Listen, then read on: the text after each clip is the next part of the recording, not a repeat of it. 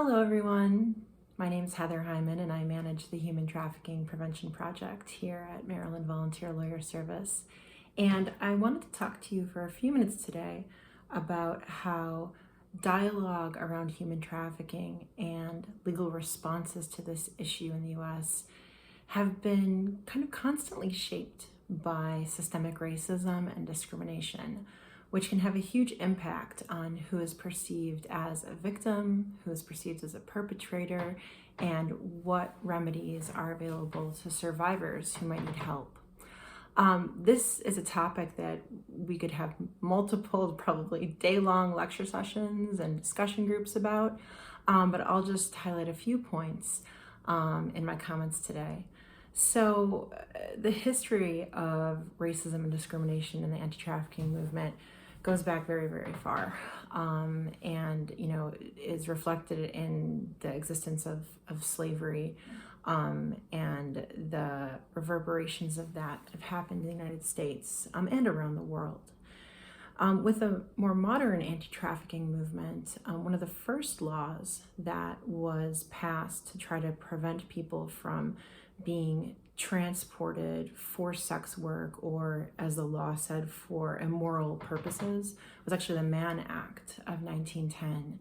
And that law specifically prohibited transporting of women over state lines here in the United States, but it only protected white women. It didn't protect Black women, women of color, and was often actually used to prosecute Black men or other people of color.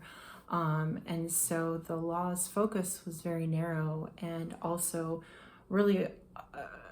framed in a way that promoted the idea that white women were the only ones that needed to be protected from something like human trafficking. It's also interesting, the first modern anti-trafficking statute from the last couple of decades, the Trafficking Victims Protection Act of 2000,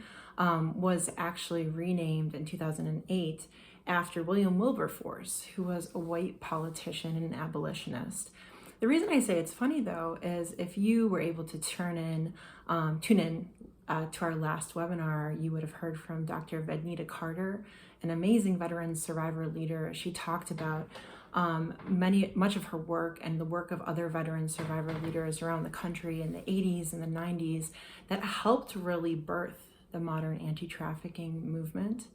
And her and her colleagues and these other survivor leaders were integral in shaping the Trafficking Victims Protection Act and subsequent statutes that have passed at both the federal level and at state level. But Black women survivors were not the ones being honored when they renamed the act in 2008. It's even interesting too in the language that we use to talk about trafficking. When we go out and do presentations, my colleague Jessica Emerson and I are always quick to point out that describing traffickers as pimps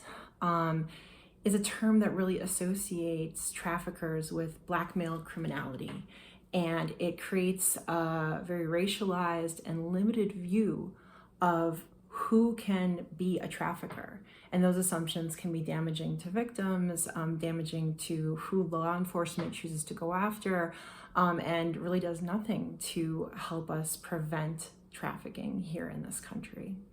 The Human Trafficking Prevention Project is definitely dedicated to continuing these conversations, and in all of our webinars, we are trying to dig a little deeper into how discrimination and racism is impacting our clients, creating barriers for survivors of color, and for individuals who are facing other forms of inequity and discrimination.